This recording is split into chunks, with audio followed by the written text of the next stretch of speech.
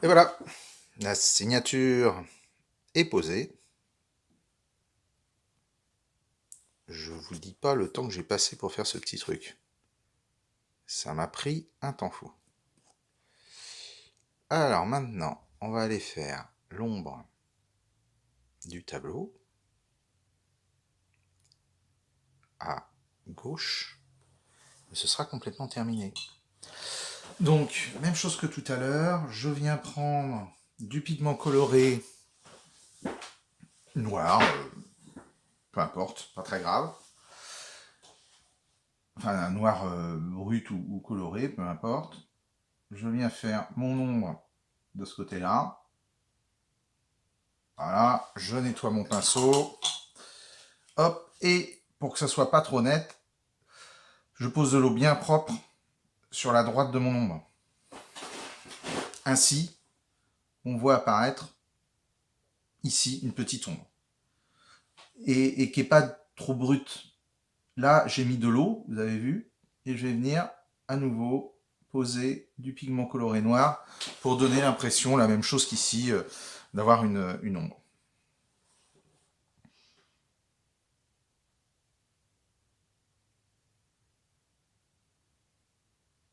Tac. Et dessous,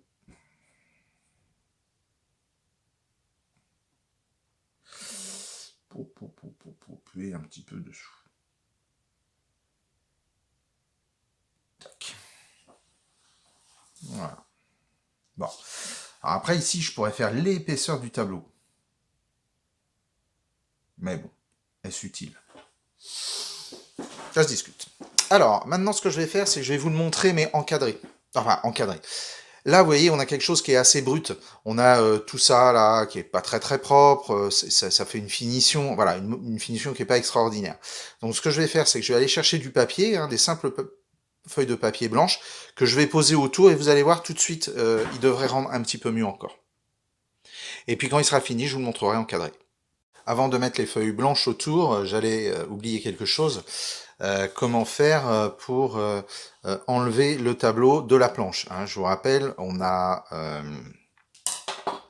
tendu le tableau sur une planche. Vous voyez le côté. Donc maintenant, l'idée, c'est de l'enlever. Eh bien, c'est très simple. Nous allons prendre le cutter. Avec le doigt, vous marquez un petit peu l'espace qui est entre le scotch, enfin la zone qui est entre le scotch et la feuille de papier. En faisant ça, je touche la feuille de papier, je la sens. Je prends mon cutter et sans règle, je vais juste suivre la feuille de papier. Je peux m'en écarter.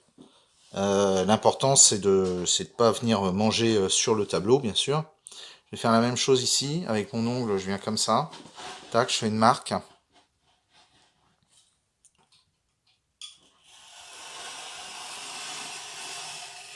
Voilà, jusqu'en bas.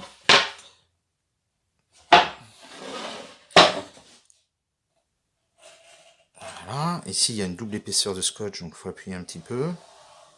Et vous avez entendu le son, peut-être.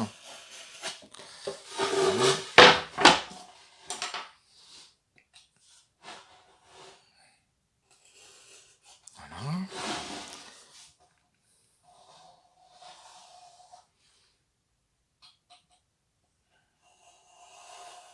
Voilà. Je suis venu dans le papier, il faut que je me méfie. Voilà.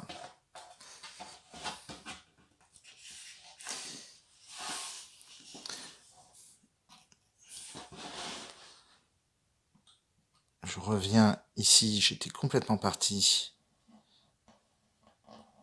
au mauvais endroit.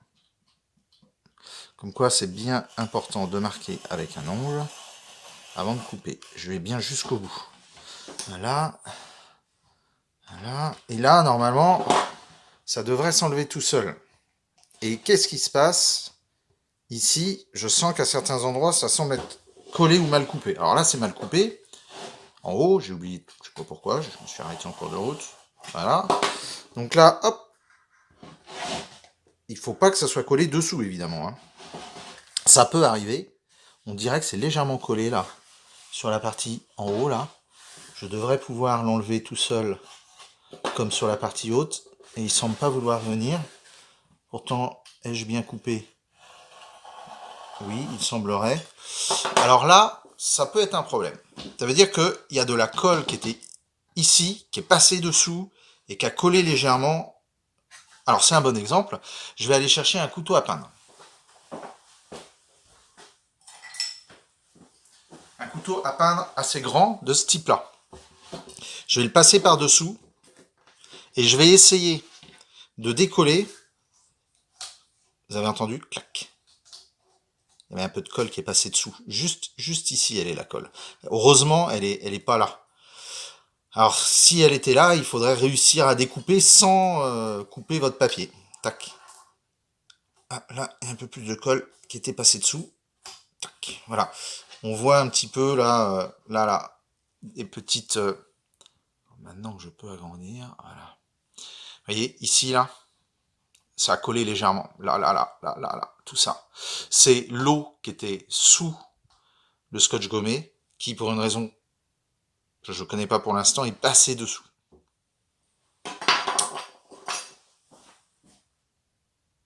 J'ai décroché ma feuille.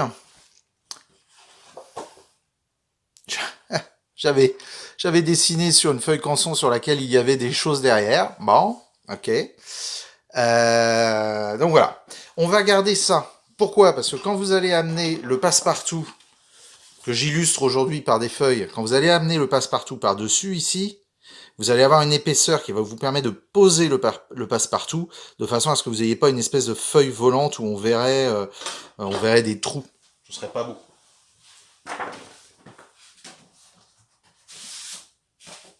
Donc, je reviens exactement là où j'avais prévu de couper. Je vais être quelque part par là. Je vais être assez au bord ici. Voilà. Tout à l'heure, j'ai fait attention à bien mettre ma signature assez haut, exprès. Là, je venais ici. Et ensuite, hop, j'étais censé venir ici. Donc, même en faisant simplement cela, on arrive à avoir un rendu qui n'est pas inintéressant. Alors, je vais prendre l'appareil photo pour s'éloigner un tout petit peu, éventuellement, voilà, pour avoir, voilà ce que ça donne une fois légèrement entouré.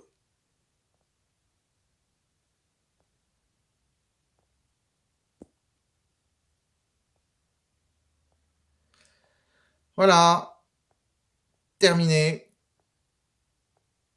À bientôt, car j'ai l'intention de faire un nouveau tableau à l'huile avec la même méthode, mais je vous en parlerai plus tard.